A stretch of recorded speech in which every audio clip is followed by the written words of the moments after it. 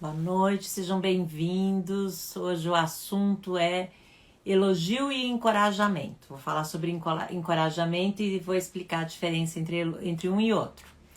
Eu vou colocar meu celular na tomada, porque eu estava fazendo uma live exclusiva agora há pouco e a conexão caiu. Então eu tô achando que pode ser algum problema aqui, deixa eu resolver, garantir. Pronto, olha só. Ficou melhor. Um pouquinho mais pra cá. Bem tortinho aqui. É assim mesmo. Bom, então vamos lá, pessoal. Obrigado pela presença, pelo interesse no assunto. Encorajamento é a base da disciplina positiva. É um assunto tão crucial. Felizmente, 50% das pessoas que responderam à enquete sabem, né, da importância do encorajamento. Eu gosto de uma frase de Rudolf Dreikurs que é assim: não existem crianças mal comportadas, existem crianças desencorajadas. Olha só a importância disso. A gente fica reclamando do comportamento desafiador dos nossos filhos e fala, é mal comportado, né? Não sabe se comporta disciplinado, tá? Então ele explica que não existem crianças mal comportadas, existem crianças desencorajadas. Outra explicação que eu gosto muito é: as crianças precisam de encorajamento, tal como as plantas precisam de água. Ouve isso. É tão sério esse assunto, é tão importante, que as crianças precisam de encorajamento, tal como uma planta precisa de água. O que significa que uma planta não sobrevive sem água, não cresce, não prospera, não dá frutos, não é? E uma criança é igual. Ela pode até sobreviver fisicamente, mas ela não prospera, ela não cresce, ela não dá frutos, ela não, né? Então, o encorajamento é a base. Inclusive, um dos nossos estudos dentro da disciplina positiva são as crenças por trás dos comportamentos deles. Por que eles fazem o que fazem? E a explicação, né, é que todas as crianças querem se sentir importantes e pertencentes. Querem se sentir encorajadas. E quando elas não se sentem encorajadas, elas têm algum outro objetivo, um objetivo equivocado. Tem uma outra crença por trás desse comportamento. Então é sempre o encorajamento. O encorajamento, ele é necessário para a vida, tal como a água que nós falamos.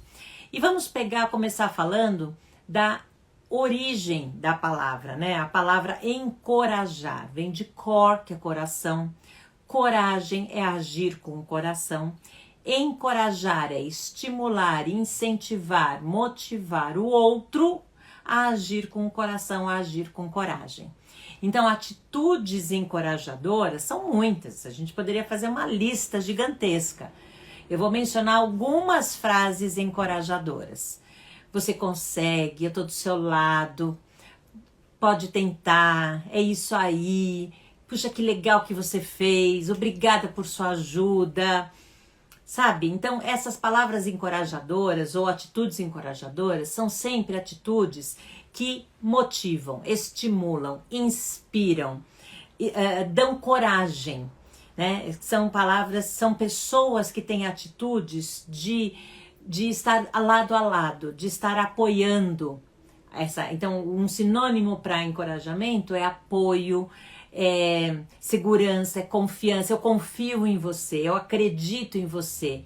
Você encoraja quando você demonstra essa confiança, demonstra essa fé. E atenção, você vai poder encorajar os seus filhos várias vezes ao dia. Porque encorajar não significa bater palmas, aplaudir, sabe? Isso tá mais próximo de uma outra coisa que a gente chama de elogiar, tá? Então vamos falar dessa diferença. Vou dar um exemplo clássico, típico. Nossa, eu tô muito orgulhosa de você. Parabéns. Falar isso pro filho é maravilhoso, né? Poder falar parabéns, eu tô... Opa! Tô aqui tentando...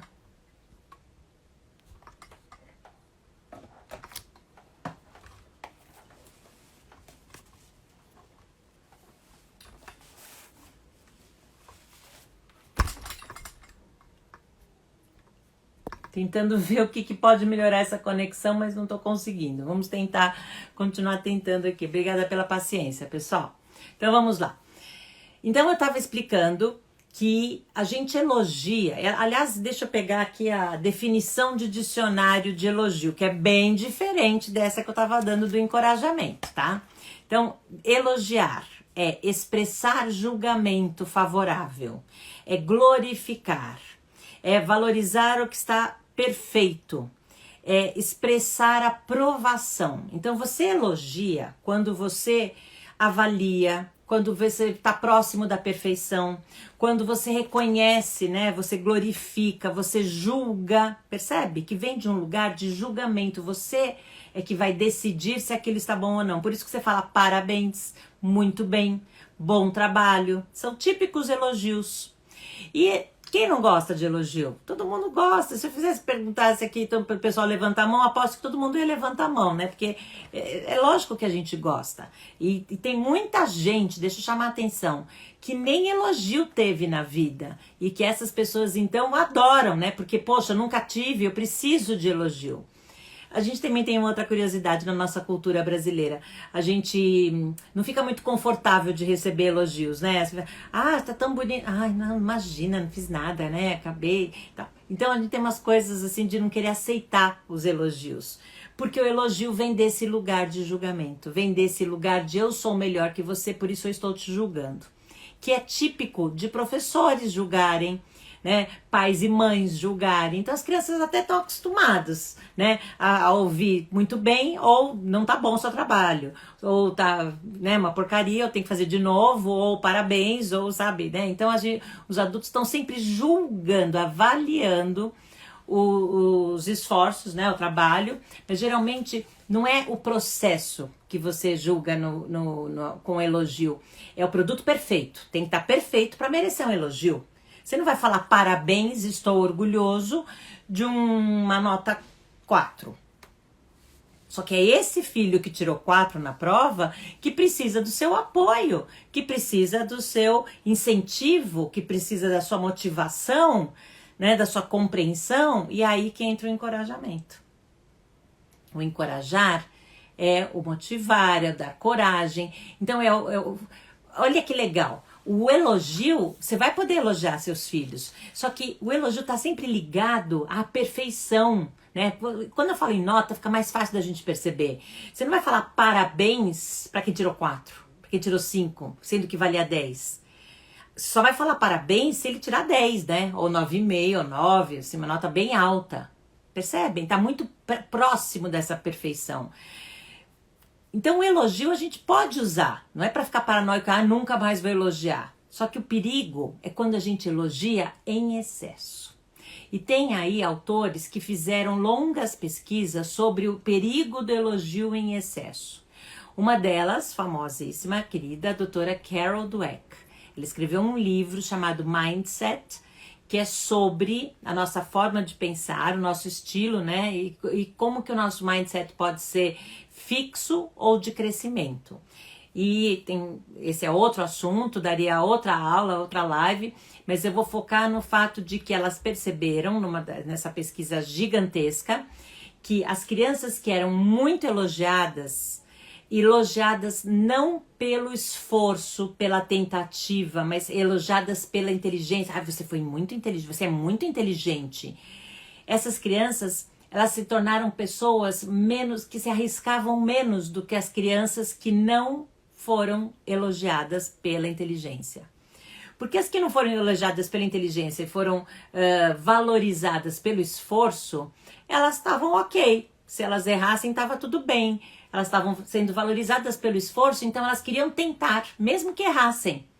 As crianças que foram elogiadas pela inteligência, quando foi dada uma oportunidade delas de fazerem um outro trabalho mais difícil, mas que tinha a possibilidade de fazer ou não quiseram tentar. Porque as pesquisas comprovaram que por quê? Porque elas estavam tão, assim, presas com aquele rótulo de inteligentes, que imagina se eu vou correr o risco de tentar ir mal e aí eu não vou ser considerado mais inteligente. Então, esse é o grande perigo do elogio em excesso. Da gente acabar criando pessoas viciadas em elogio, que ficam dependentes dessa avaliação externa. Lembra que quando eu dei exemplo de frases de elogio, eu mencionei o parabéns, estou orgulhoso? Porque esse é um clássico que nós pais e mães falamos muito para os nossos filhos, né? E o problema do excesso de elogio é que a gente fala porque tá orgulhoso mesmo, fala porque quer reconhecer esse trabalho bem feito, só que a gente não se dá conta do perigo do excesso.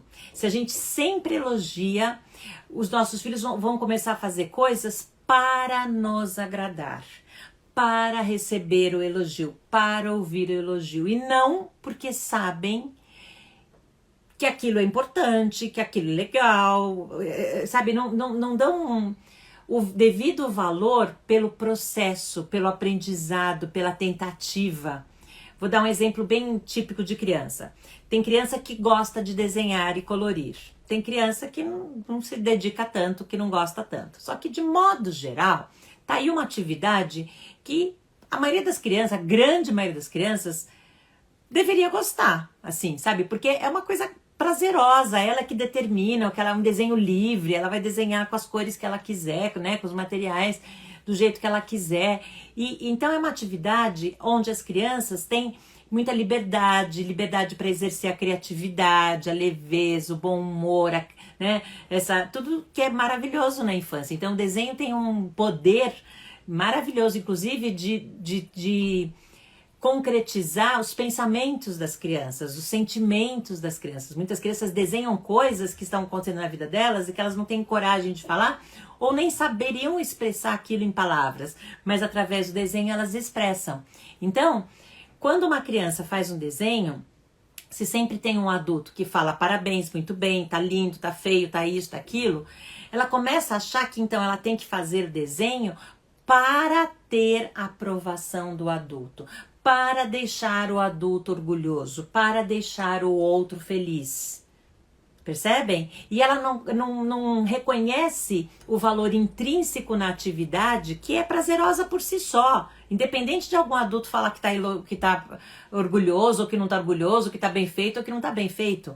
A criança curtir fazer o desenho, querer fazer o desenho. E principalmente aí que entra a intervenção do adulto. Ser capaz de avaliar, autoavaliar o próprio trabalho.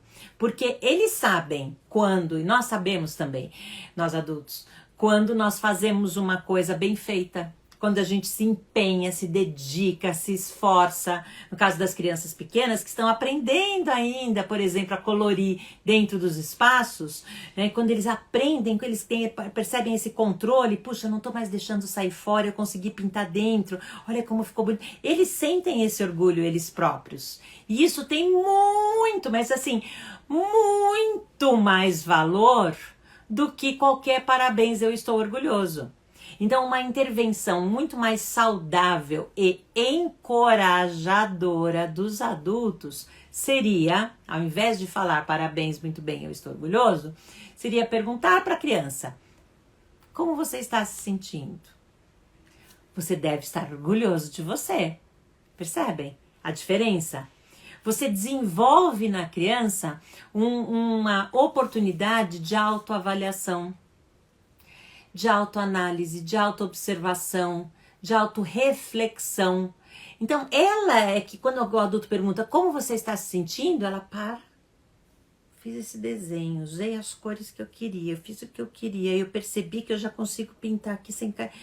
Eu gostei, eu tô feliz. Então, quando a criança percebe, né, e ela é capaz de fazer esse exercício de autoavaliação, olha quantas habilidades a gente está ajudando essa criança a desenvolver. Do raciocínio, dessa percepção, autopercepção, desenvolver a autorreflexão, a autoconsciência, uma autovalorização, né? Eu já falei da autoconfiança, da autovalorização, esse autovalor, autoestima e, por que não dizer, autonomia. Porque ela não depende de um adulto para dizer se o trabalho dela está bem feito ou não. Ela é capaz de avaliar, me dediquei, não me dediquei, fiz bem. Porque olha só o que está acontecendo hoje em dia, muito, né? Também não é uma exclusividade dos tempos de hoje, tá? Isso sempre aconteceu. Veja só, a seguinte situação. A criança percebeu que quando ela faz um desenho, ela mostra para o pai ou para a mãe, e aquele adulto com frequência bate palminhas. Então, ela gosta das palminhas, e ela quer as palminhas, e ela quer aquele sorriso, e ela quer aquele parabéns, né? É capaz até de ganhar daquela verbalização. A conexão pausou, e eu pausei também para tomar um gole d'água.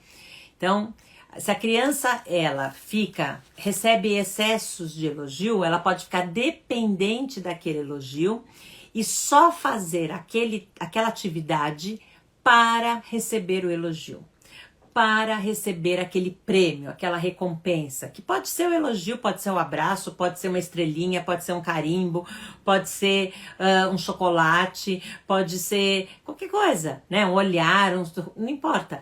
Mas esse é o perigo do elogio em excesso. Esse é o perigo da criança ficar querendo só agradar o adulto, querendo ficar dependente dessa opinião externa.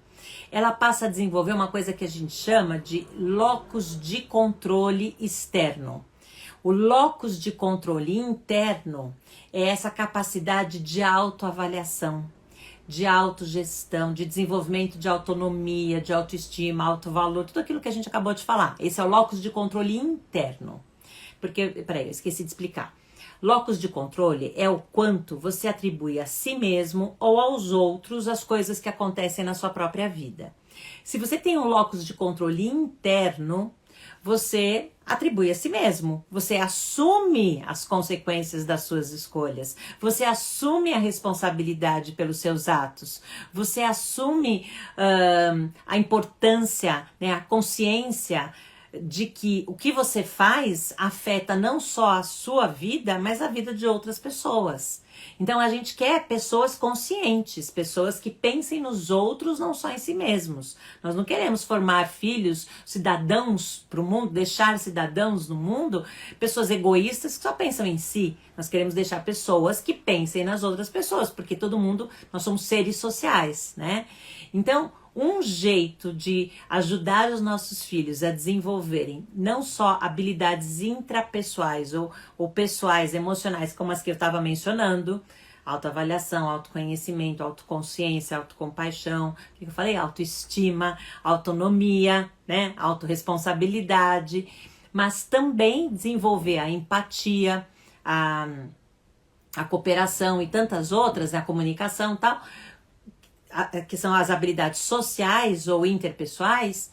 Então, para ajudar a desenvolver essas habilidades socioemocionais, ou sociais e emocionais, nós podemos e devemos, enquanto pais e mães, encorajar mais e elogiar menos. Tá ficando mais claro? Porque aí a gente desenvolve o tal do locus de controle interno. E eles vão assumir a responsabilidade pelas próprias escolhas, ao invés de ficar culpando os outros pelas coisas que acontecem na própria vida.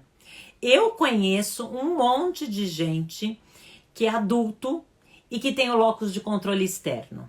Que fala assim, ai, minha vida está um horror, porque tem meu marido, porque tem minha sogra, porque tem minha cunhada, porque tem meu chefe, porque tem o governo, porque tem isso, porque tem... E tudo são os outros, né? A culpa está nos outros. Então, esse é o tipo de pessoa que não assume a responsabilidade pelas suas escolhas, que não assume o seu papel e a sua, sabe? Então, é lógico que a nossa vida é influenciada por outras pessoas também. Mas tem um tanto da nossa parcela, dos nossos erros, da nossa responsabilidade, que a gente precisa assumir. E não ficar dependente da opinião dos outros, do que os outros vão dizer, do que os outros falam, do que os outros pensam a nosso respeito. Porque, gente, na vida, vocês sabem, que são adultos também, mas as crianças não sabem disso, as opiniões vão ser as mais variadas. Eu, por exemplo, vou pegar um assunto só, tá? Eu já ouvi de gente que me conhece que falou assim, nossa, você é super organizada, né? E tem gente que me conhece que fala assim, nossa, você é meio desencanada com essa coisa de organização, né? Ouve, não, presta atenção.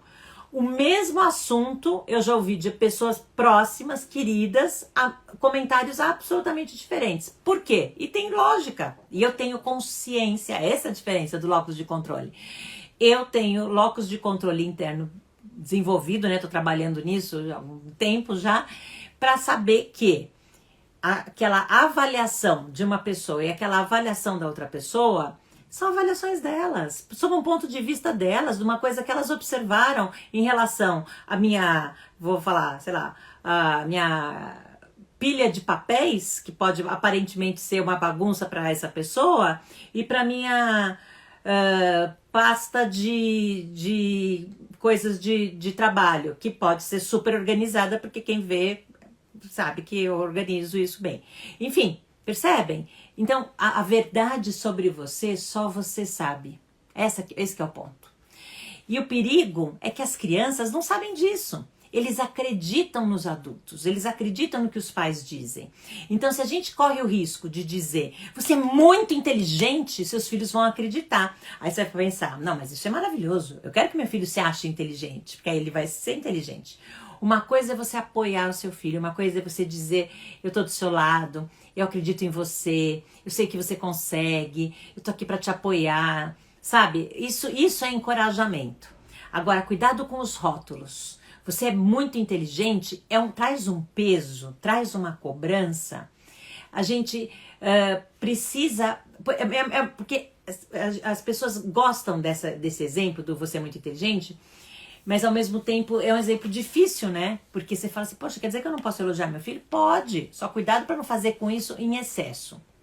E também por causa dos rótulos, né, gente? Porque uma coisa é você falar você é muito inteligente, outra coisa é você falar você é burro, né? Esse perigo fica mais claro, né? Esse exemplo fica mais claro. Se você fala você é burro e seu filho acredita, só que ele não é burro.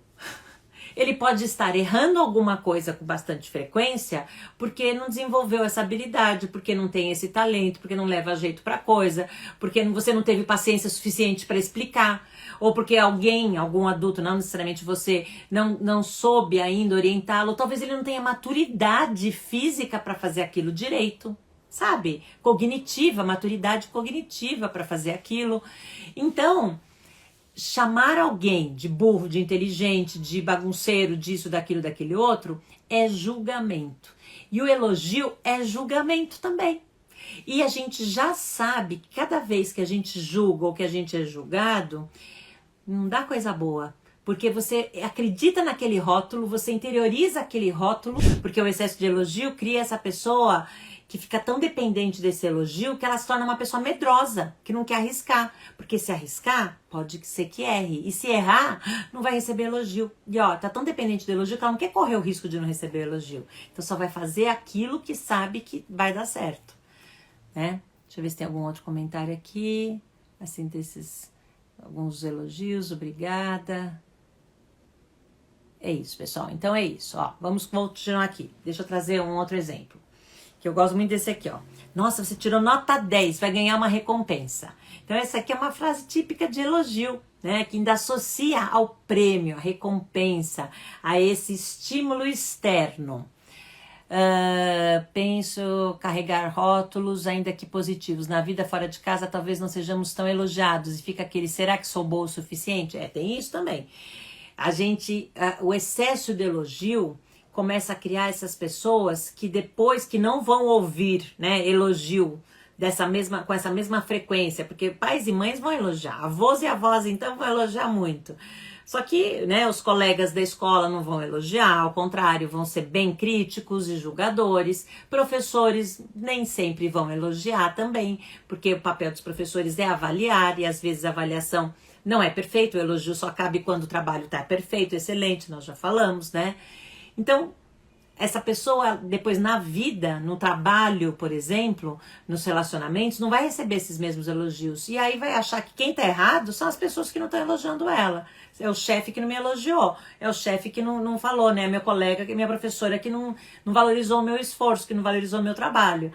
Então, daí a sabedoria da gente não viciar os nossos filhos em elogio, ao contrário da gente exercitar o encorajamento. Então eu vou trabalhar um pouquinho mais como é que a gente encoraja.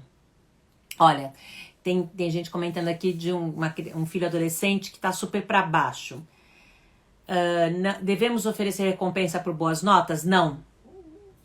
Não, pelo menos dentro da abordagem da disciplina positiva, que é uma abordagem que eu sigo, né, que eu divulgo, que eu sou completamente apaixonada, nós não associamos estudo, nem tarefas, nem trabalhos com recompensas. Por quê?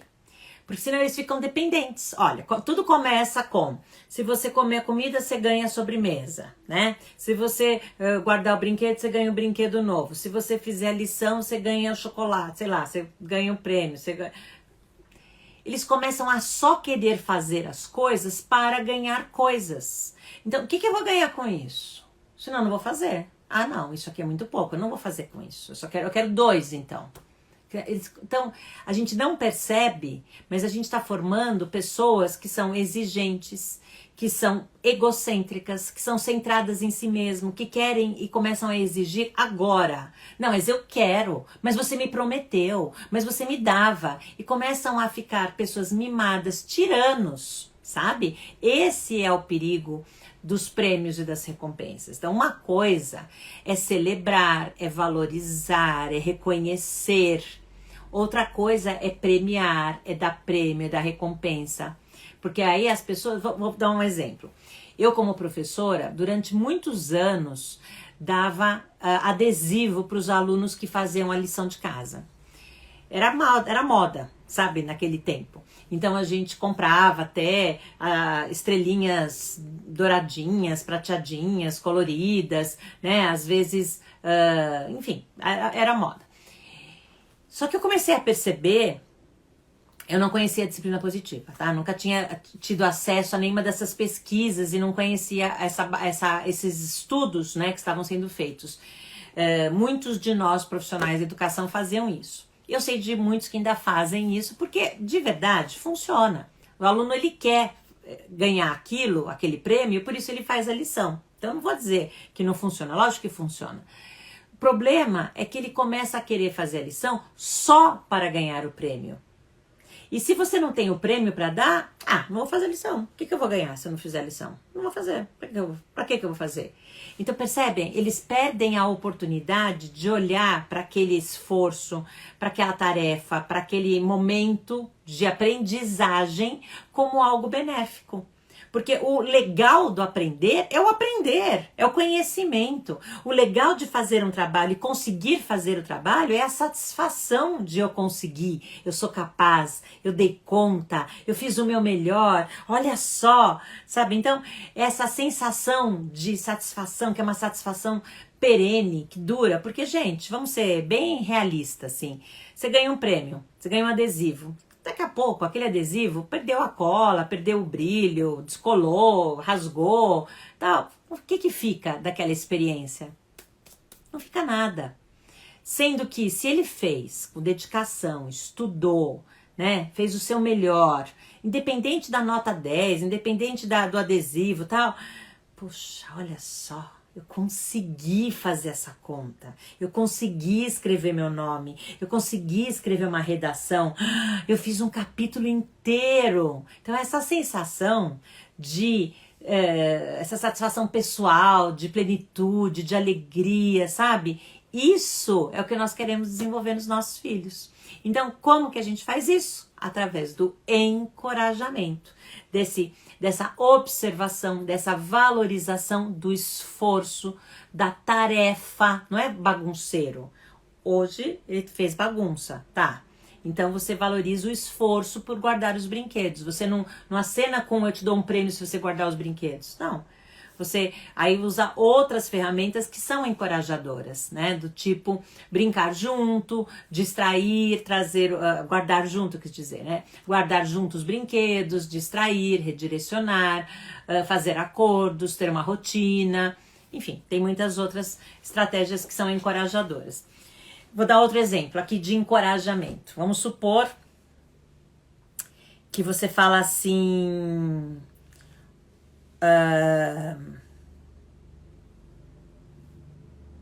Ótimo, você fez exatamente como eu te ensinei. Uma frase dessa, que parece assim tão, né, tranquila, tão suave, ela carrega não só uma avaliação, mas um lado assim de que você está fazendo o que eu mandei, você está me obedecendo. Então não é só a tarefa que está bem feita, é o fato de você estar sendo obediente e fazendo o que eu mandei. Esse é um típico elogio de pai e mãe. Pai e mãe adora, professores também, fazer esse tipo de elogio. Sendo que, veja só, o que você desenvolve de habilidade de vida social ou pessoal quando você fala uma frase dessa, né? A obediência só. Eu só consigo pensar na obediência. Você está formando pessoas obedientes, que vão fazer para te agradar, que vão fazer porque você mandou, vão fazer do jeitinho que você mandou. E ok você querer filhos obedientes, eu entendo isso. Agora vamos parar para pensar que se você só quer formar pessoas obedientes, olha o perigo disso. Daqui a pouco são adultos que vão só obedecer. E obedecer cegamente. O que os outros disserem, o que o cônjuge disser, o que o chefe disser, o que o amigo disser. O amigo vai falar, não, usa esse negócio aqui, que isso aqui faz bem para a saúde, isso aqui vai te deixar, ó, super bem. E aquele negócio é uma droga ilegal, é, sei lá, alguma coisa que pode fazer mal pro seu filho. Não, mas ele obedeceu o amigo, né, que ele acha que é amigo. Obedeceu aquela pessoa que falou para fazer aquela coisa que ele nem ficou na dúvida, um pouco na dúvida assim, mas não, tá tão acostumado a obedecer. Então esse é o perigo da obediência, sabe?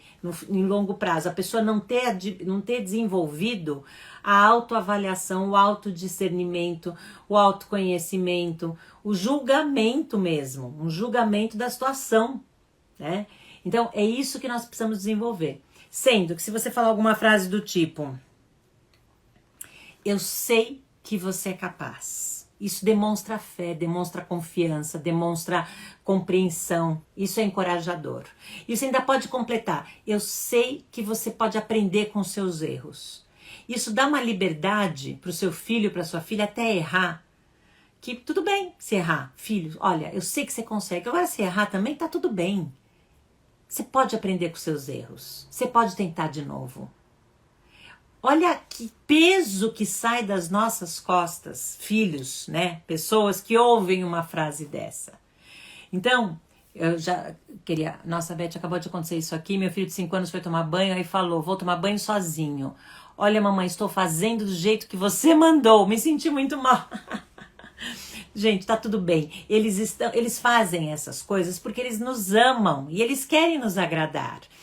O problema não é eles fazerem isso de vez em quando. O problema é eles só fazerem isso. Eles só tomarem banho para nos agradar. Eles só fazerem aquilo para nos agradar, sabe? Então, filho, que bom que você está fazendo isso. E como você se sente agora que você já conseguiu tomar banho sozinho, sabe? Dá tempo ainda. Você pode valorizar o esforço dele ter ido tomar banho sozinho, a iniciativa dele, a proatividade dele de ter ido tomar banho. Filho, sabe por que eu fico feliz? Porque eu sabia que você conseguia fazer isso sozinho. Eu sabia que você dava conta. Eu fiquei tão orgulhosa porque eu vi que você já é grande e já consegue tomar banho, sabe? Então, e aí você pode até perguntar, e você, como você se sentiu, filho? Você tomou banho sozinho. Como você está se sentindo? Percebe? Porque aí vai desenvolver nele essa autoavaliação, ele vai perceber. Meus pais sempre me falaram, tu é capaz de tirar boas notas se tu quiser. E é verdade, tá nas nossas mãos. Então, se nós somos capazes, nós somos, mas a gente precisa querer. Outro exemplo aqui, meu filho não quer estudar nem fazer tarefas. Tem ansiedade e estresse grave. Como poderia ajudá-lo? Já tentei de todas as formas. Provavelmente sim, provavelmente você já tentou todas as formas que você conhece. Agora, é muito grande o número de pessoas ansiosas hoje em dia, pessoas estressadas hoje em dia, principalmente por causa da pandemia, né? Vamos lembrar que tem um vírus que a gente já cansou dele, mas ele não cansou da gente. Precisamos lembrar de usar máscara, de fazer distanciamento social ainda. Precisamos lembrar que ninguém mais aguenta telas, mas graças às telas a gente tem como se comunicar, aprender, conversar, estudar, né? Matar saudades, enfim, até lazer a gente usa as telas hoje em dia. Então, é natural, é absolutamente esperado que as pessoas estejam mais ansiosas, mais estressadas e principalmente os adolescentes. Então, talvez sim você precise de ajuda profissional, porque tudo que você conhece você já utilizou. Isso não impede de, enquanto você consegue uma ajuda profissional para cuidar do seu filho, para ouvi-lo, para acompanhá-lo profissionalmente, de você se aprofundar nessa abordagem mais respeitosa, empática e encorajadora, que é a disciplina positiva. Então, meu conselho para você é ler o livro de disciplina positiva para adolescentes, ou eu tenho um curso online para pais e mães de adolescentes também, tem 3, né? Então, um deles é para pais e mães de adolescentes. Vai dar uma olhadinha, tá no meu site, também tem no meu Linktree. Minha filha tá cheinha e se acha esquisita e feia em relação às amigas. Tem isso também, né? Essa autocobrança, esse autojulgamento, ele acaba acontecendo porque eles ficam tão dependentes do julgamento e da aprovação externa que a nossa sociedade é cruel. E com as meninas, ouso dizer que mais ainda, né? Porque isso percorre a nossa vida toda como mulheres. Vocês já pararam para perceber? Que nós mulheres, eu tenho várias amigas que já pararam de pintar o cabelo e eu admiro essa coragem. Eu ainda gosto do meu cabelo pintado, então assim, aparece a menor coisinha aqui, eu já vou lá e já pinto, sabe? Então, eu tô contando isso para dizer que isso é uma cobrança social e que a gente tem a escolha de se enquadrar ou não, sabe? Mas é uma cobrança muito pesada, porque os homens, ao contrário, eles vão ficando grisalhos e, ai, que charmoso, né? Grisalhos. As mulheres não. Os homens têm uma barriguinha, tudo bem, ele já tá mais velho, né? Uma barriguinha, imagina. Mulheres, não. Então existe uma cobrança e começa na infância. Olha só, ela tem 10 anos, a filha dela, ela tá cheinha e as amigas ficam cobrando. Quando que uma menina de 10 anos, um menino de 10 anos, vai ter um outro corpo que não um corpo de criança? E corpo de criança é corpo de criança. Corpo de criança não tem formas, não tem cintura, né? Tem barriguinha mesmo, tem perninha cheia, tem bracinho cheio. Eles estão ainda se desenvolvendo, é um processo e tudo bem, sabe? A obesidade é um perigo na questão da saúde, por causa da gordura no coração, esse tipo de coisa, né? Como é que se fala? Quando você não tem atividade física, da sedentarismo. Então, esse é o perigo da obesidade.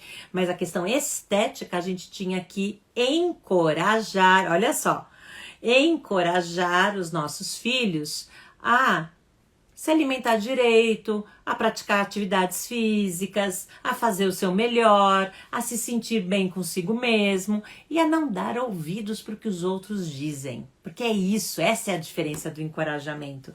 O elogio, ele é superficial. A gente fala parabéns, muito bem, ótimo trabalho, assim que se faz, estou orgulhoso. Ele é superficial e tem que estar perfeito, né? Agora, o encorajamento não, o encorajamento...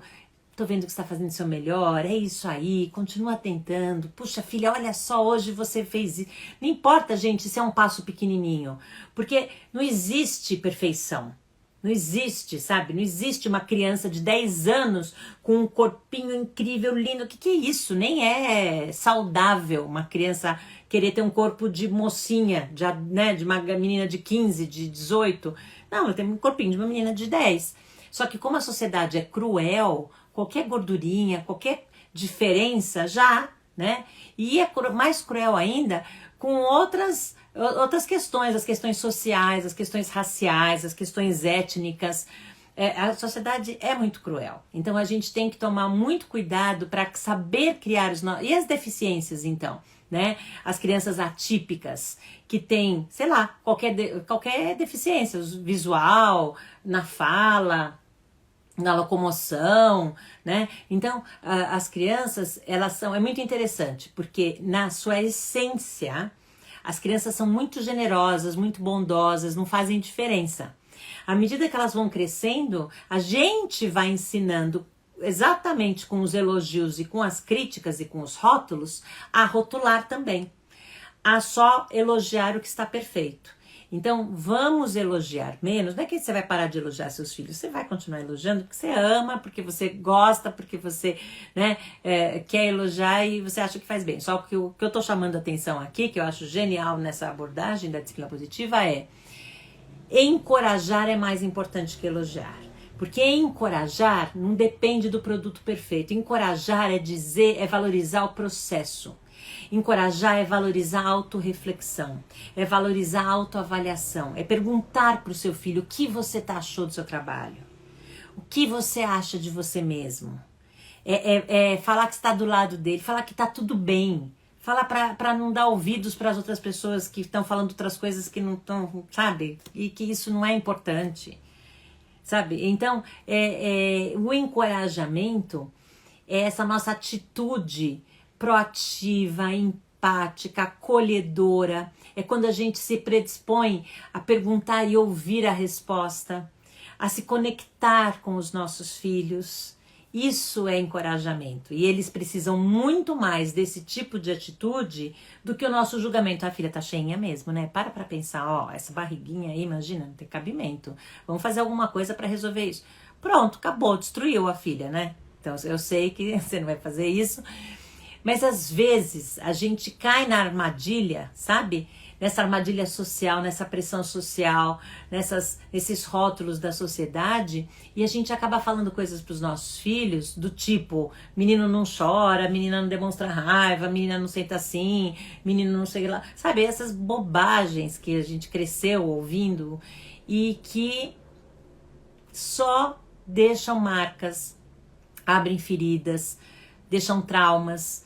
E já está mais que comprovado que os traumas da nossa infância persistem pela nossa vida e afetam até a nossa vida parental. Como pais e mães, a gente ainda carrega aquelas memórias de infância, que algumas, sem dúvida, são boas, né? Mas algumas feridas lá, alguns traumas de infância, a gente, quando sem perceber, tá lá reproduzindo com os nossos filhos, sabe? Então, muita consciência, muito autoconhecimento é necessário para que a gente não faça essa bobagem de simplesmente reproduzir modelos. No caso, lógico que pior do que você elogiar em excesso e criar pessoas dependentes de elogios é você não se manifestar. É você não elogiar, não...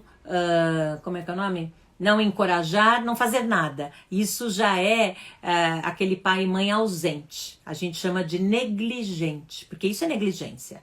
E tem infelizmente, não são só pais e mães, tem profissionais, tem professores, tem muitos adultos que passam na vida dos nossos filhos e que, olha, eu finjo que eu ensino, você finge que você aprende, tá tudo certo. Olha, eu finjo que eu não vi isso, você fez de errado, pai e mãe, sabe?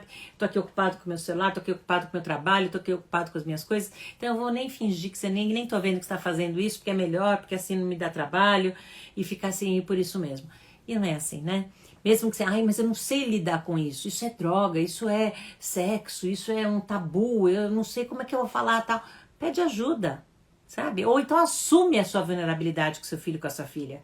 Chega, senta do lado e fala: filho, olha, eu nem sei por onde começar a falar sobre isso, mas a gente precisa falar sobre isso.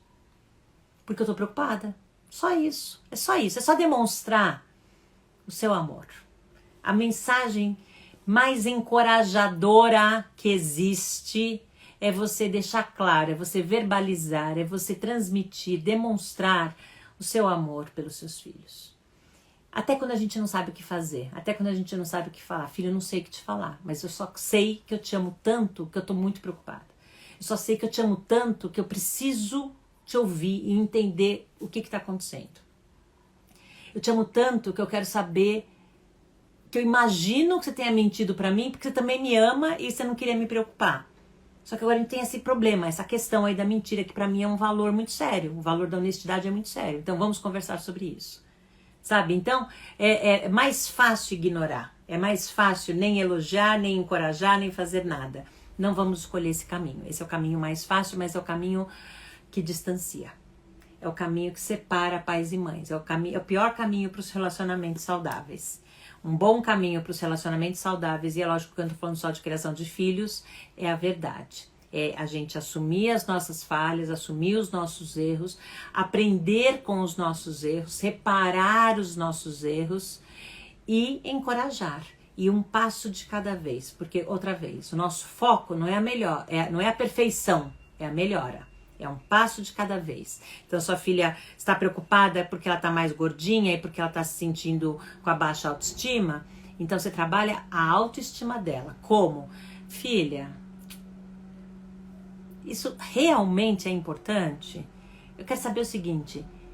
Você está disposta a fazer outras escolhas que talvez te ajudem a diminuir aí alguns quilinhos? Sei lá, por exemplo, ao invés de comer bolacha recheada todos os dias, porque isso realmente engorda e a gordura trans não faz bem e tal, que tal a gente substituir por lanches saudáveis? E a gente vai usar nossa criatividade, vamos fazer uma pesquisa, vamos aprender a fazer 1000 lanchinhos saudáveis. Um dia vai ser ovinho de codorna, outro dia vai ser cenourinha e pepino para fazer no molinho, outro dia vai ser guacamole, outro dia vai ser sanduíche natural, outro dia vai ser bolo de caneca integral, sabe? Percebem? Então, vamos cortar refrigerante, não importa, eu tô aqui dando um exemplo qualquer para dizer que tudo tem solução. E as soluções encorajadoras, as alternativas encorajadoras, elas dependem de uma atitude proativa e encorajadora de nós adultos, que vamos encorajar, demonstrar confiança, demonstrar que estamos lado a lado, não estamos contra, nós estamos apoiando. Agora, antes de vir com sugestões, com alternativas, tá, é perguntar, e você acreditou no que isso que eles falaram? E você concorda com isso que eles falaram? Como você se sente? Porque não me importa o que suas amigas acham de você. Eu quero saber você, filha, como é que você se sente? Filho, eu quero saber você, por que você não tá gostando de ir pra escola? O que tá pegando? O que você tá sentindo? E ó, fez a pergunta, não fala mais. Cala a boca, sabe? Toma água, né? Ocupa sua boca pra você não falar nada mais. Fez a pergunta, o que você tá sentindo e... não tô sentindo nada. Não, tá sim, presta atenção. Tenta descobrir, me conta aí. Fala um pouco mais então, o que você tá pensando? Como você pretende resolver isso? Puxa, eu no seu lugar, eu não estaria me sentindo bem, não. Acho que eu estaria, sei lá, pelo menos triste com as minhas amigas. Como é que você está se sentindo em relação às suas amigas? Entenderam? Então, isso é encorajador. Encorajador é a gente demonstrar o nosso amor, é a gente fazer perguntas verdadeiras e ouvir. Encorajador é a gente se disponibilizar para focar em solução e resolver problemas juntos. Encorajador é a gente valorizar o esforço e não a tarefa perfeita. Encorajador é a gente demonstrar que está ali do lado, apoiando, demonstrando coragem, falando para eles se arriscarem, dizendo que se errarem tá tudo bem, que eles podem tentar de novo. Ensinando os nossos filhos a aprender com os erros para não errar de novo, porque é lógico, você está aceitando o erro para aprender com o erro, para não errar de novo. E você faz igual, né? Então você demonstra, quando você errar, você assume e você repara e você evita que aconteça outra vez, né? Porque senão também é burrice. Alguém falou aqui, deixa eu ver com outros exemplos. Acabou de... Não, isso aqui já falamos. E o que fazer quando eles não gostam de falar, responder ao chamado?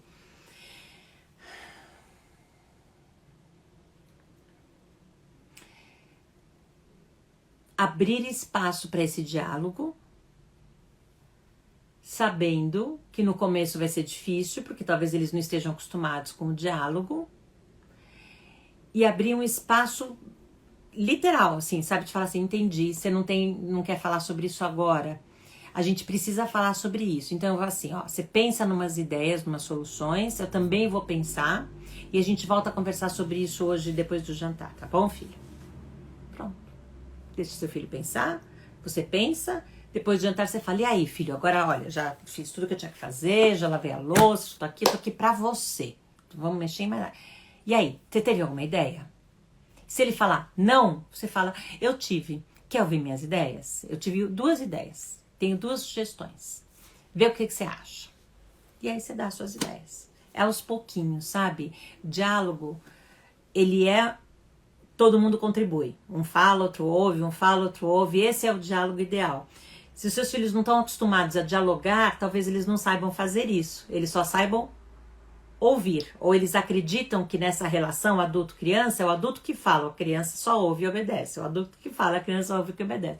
Então, é um exercício aprender a dialogar. É a prática. Então, às vezes, eles não gostam de falar, de responder, porque não estão acostumados a fazer isso. Mas à medida que a gente vai dando espaço para eles terem a opinião deles, para eles buscarem uma solução juntos, para eles se arriscarem, pronto, aí eles vão gostar.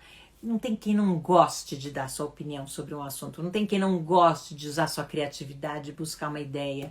E por mais maluca que seja a ideia dos seus filhos, valorize a tentativa, sabe? Ou buscar a solução, ou pensar no problema. É isso.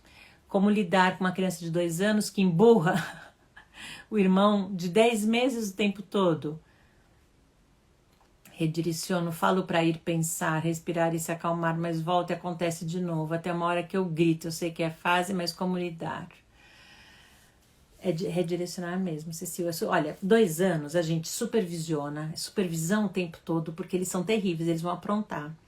Se a criança tem 2 anos, e o irmãozinho, 2 anos e 10 meses, e o irmãozinho tem 10 meses, tá meio claro que essa criança está se sentindo destronada. Quer dizer, ela estava num trono absoluto durante 2 anos. Ela que mandava, que não dividia espaço, tempo, atenção, carinho, brinquedo, roupa, nada. Aí chega um ser que todo mundo dá atenção, inclusive a mamãe, né? Porque agora a mamãe dá mamar, mamãe faz papinha, mamãe dá banho, mamãe faz tudo, porque um bebê de 10 meses não fazer nada. E esse bebê de 10 meses, nem brincar com ela consegue. Esse bebê de 10 meses só consegue atenção e carinho e risos e gracinhas e presentes e tudo. Ela tem que dividir a atenção, dividir os brinquedos, dividir tudo e ainda tem que ser a responsável. Então isso cansa, né? Nenhuma criança gosta de ser destronada. Então acho que um bom exercício aqui para essa mãe das crianças de 2 anos e do irmãozinho de 10 meses é se colocar no lugar dessa criança e tentar encorajá-la em tudo que ela já faz bem, sabe? Buscar os talentos, buscar as coisas que ela está fazendo melhor.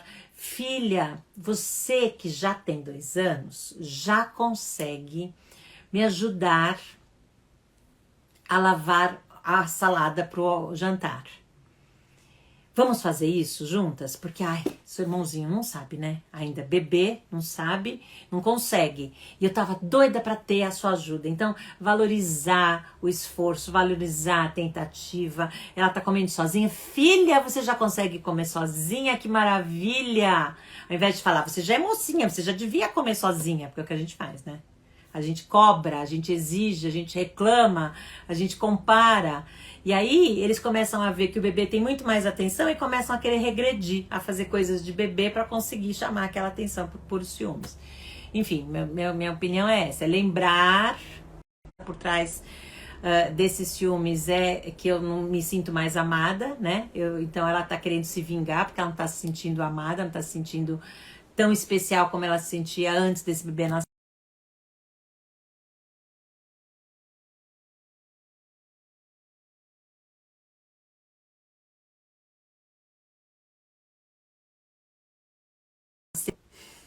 Travou, mas voltou. Que bom.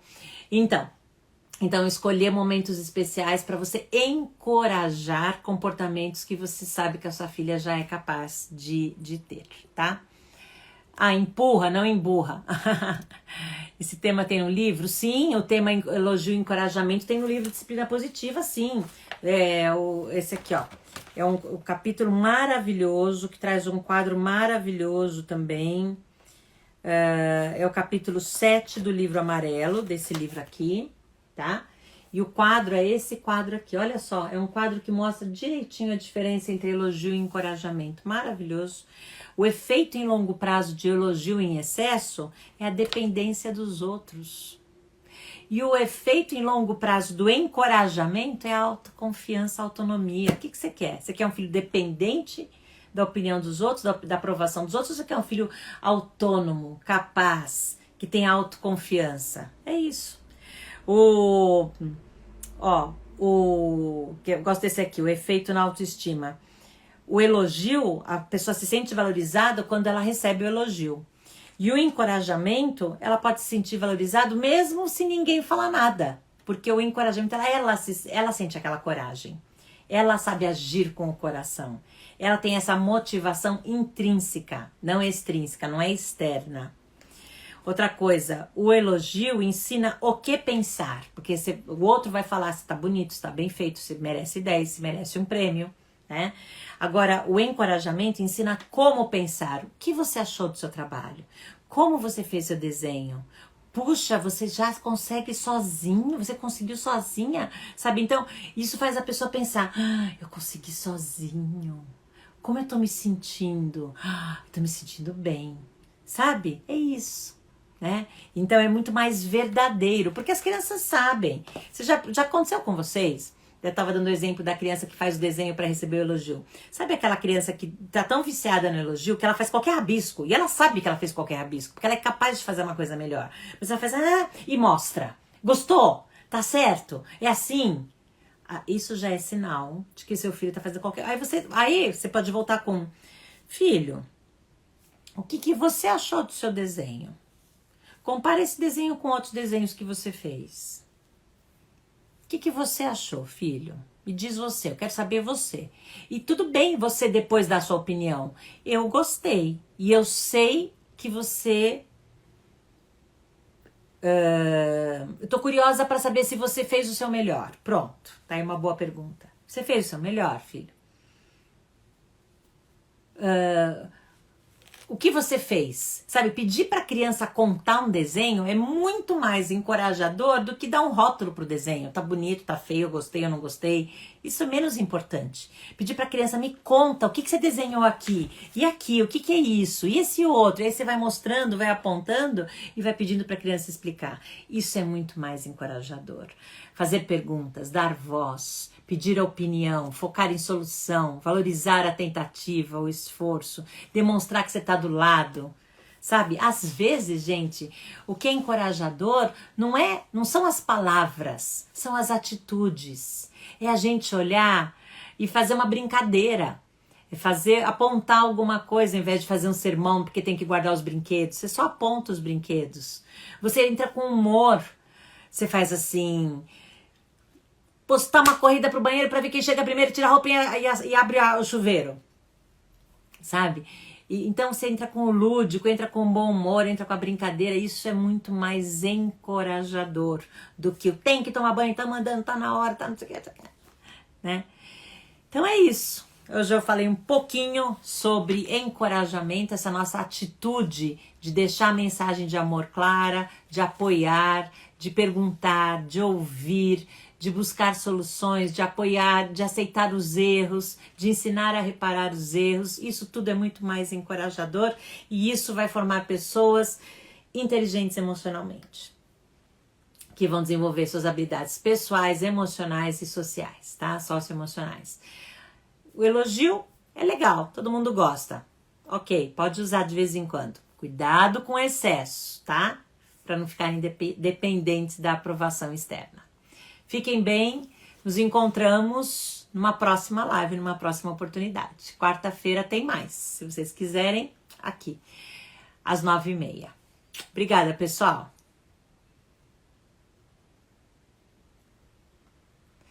Me perguntaram uma coisa importante que eu preciso responder. As crianças entendem o encorajamento desde qual idade? Desde bebês. Bebês.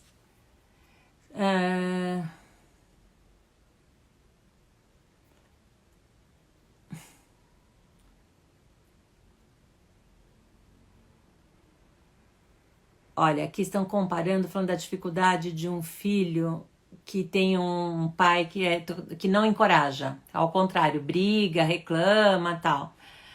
Você faz o seu melhor, você faz a sua parte e você confia na capacidade do seu filho de saber perceber que as pessoas são diferentes e que vão tratá-lo com diferença.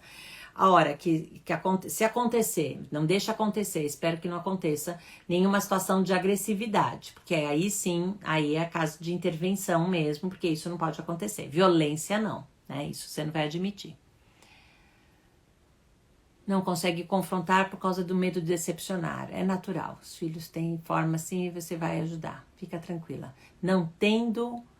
Ó, estão falando aqui, deram até um exemplo aqui, caso de violência física. Não tendo violência física é o mais importante mesmo, saber eles conseguem separar as relações. Olha que bonito que deram um conselho aqui. Valide, ame, não fale mal do pai, intensifique as qualidades. Não deixa falar mal mesmo, porque isso só atrapalha. Ouve, olha que linda. Você se transformou, quase 13 anos, me surpreende ver o quanto nossa relação é linda, mesmo com os desafios da adolescência. Ai, que bom, pessoal aqui. Pessoal falando dos filhos, ajudar, como se comportam bem. Como que é isso? Tenho 2 pacientes que fazer para ajudar os pais quando se comporta maravilhosamente na escola e em casa e no consultório totalmente sem colaboração. Precisaria entender um pouco melhor a situação. Eu não entendi exatamente aqui o caso. Rafaela, depois você me procura para falar do caso aqui, que eu não estou conseguindo responder agora. Como fazer com a criança de 8 anos que não ouve e não aceita o não em hipótese nenhuma? É porque talvez o não esteja sendo muito falado. As crianças não costumam ouvir o não, viu? Elas ouvem o resto da frase, não ouvem o não. Então, você, ao invés de falar o que não pode fazer, você fala o que pode fazer. Esse é um jeito, é uma estratégia da programação neurolinguística. Outra estratégia é você perguntar para a criança: como nós resolvemos esse problema? Você sabe que não pode assistir a aula com a câmera desligada. Como nós resolvemos esse problema? Você sabe que precisa tomar banho antes do jantar e você não tem tomado. Como nós resolvemos esse problema? Não é não vai jantar enquanto não vai tomar banho. Não vai não sei o quê, porque, percebem? Ou então não vai jogar videogame. A criança só ouve jogar videogame. Vou continuar jogando videogame. Ela não ouve o não. Essa é a questão. Então, eles não ouvem mesmo. As nossas estratégias é que tem que mudar. Quando a criança provoca com ações seus pais. Tem 2 anos, filho único, muito esperto, não gosta de dividir nada. Se você chama atenção, faz pior. Porque já conseguiu essa atenção, né? Já aprendeu, está desenvolvendo a crença de que tudo pode tudo, que os adultos vão ceder, vão fazer as vontades. Então, a primeira dica é não ceder. É com firmeza e gentileza ao mesmo tempo, porque existem formas e formas de dizer não, formas e formas de não ceder. Não precisa gritar, não precisa ser violento, não precisa pôr de castigo, não precisa bater. É só dizer não, é só distrair. No caso das crianças bem pequenas dessa idade, 2 anos, distrair. Começou a fazer coisa errada, pega, leva para outro lugar, pega no colo, mostra o passarinho, mostra o desenho, faz outra coisa, brinca, trava. Quando vê, já esqueceu aquela situação. É a melhor, mais eficaz. Redireciono com meu filho de 3 anos. Agora, quando converso com ele, limitando algumas ações, ele muda de assunto, lógico, né? Ele sabe que não está confortável, vai querer mudar de assunto mesmo. O que fazer? Menos blá blá blá. Com uma criança de 3 anos, a gente simplesmente muda a estratégia, faz de outro jeito. E toda vez que estiver fazendo alguma coisa que você acha inadequada, você tira de cena, você tira o objeto, você com frases curtas e objetivas orienta. Que interessante, uma mãe com uma filha de 27 anos, que é cheia de dificuldades, que acha que contribuir muito para ela ser o que é, ainda consigo ajudá-la, faz atendimento. Que interessante seu caso, olha só. Então, eu concordo, a gente consegue usar com filhos de absolutamente todas as idades. Obrigada por ter trazido esse caso de uma filha adulta, né? Uma mulher já de 27 anos, a minha já tem 24, mora sozinha desde o ano passado, vai completar 1 ano agora. Enfim, não é fácil, né? Mas é isso que você falou. A gente a cada dia se dá conta de que a gente contribui para os nossos filhos serem o que são e que a gente pode mudar. A gente pode mudar, eles podem mudar, tudo pode ser diferente se a gente quiser. Então tá nas nossas mãos essa possibilidade, tá? Pessoal aqui agradecendo. Parece que eu já respondi aqui as perguntas, pessoal, com muitos elogios. Muito obrigada por todos os elogios, carinho. Poxa, que bom. O pessoal falando, confirmando que o encorajamento funciona com os adultos. Funciona com todas as idades. Gente, bebezinho, tá na sua barriga, acabou de nascer, você tá encorajando seu bebê a caminhar, a se esforçar, a dormir, a fazer tudo, sabe? A ficar quietinho enquanto você troca a fralda, a ir se distraindo. É a gente com o nosso tom de voz, com o nosso olhar, com a nossa atitude, É isso, tá? Fiquem bem. Obrigada, pessoal, pelo interesse, pela participação. E conto com vocês na quarta-feira. Até mais.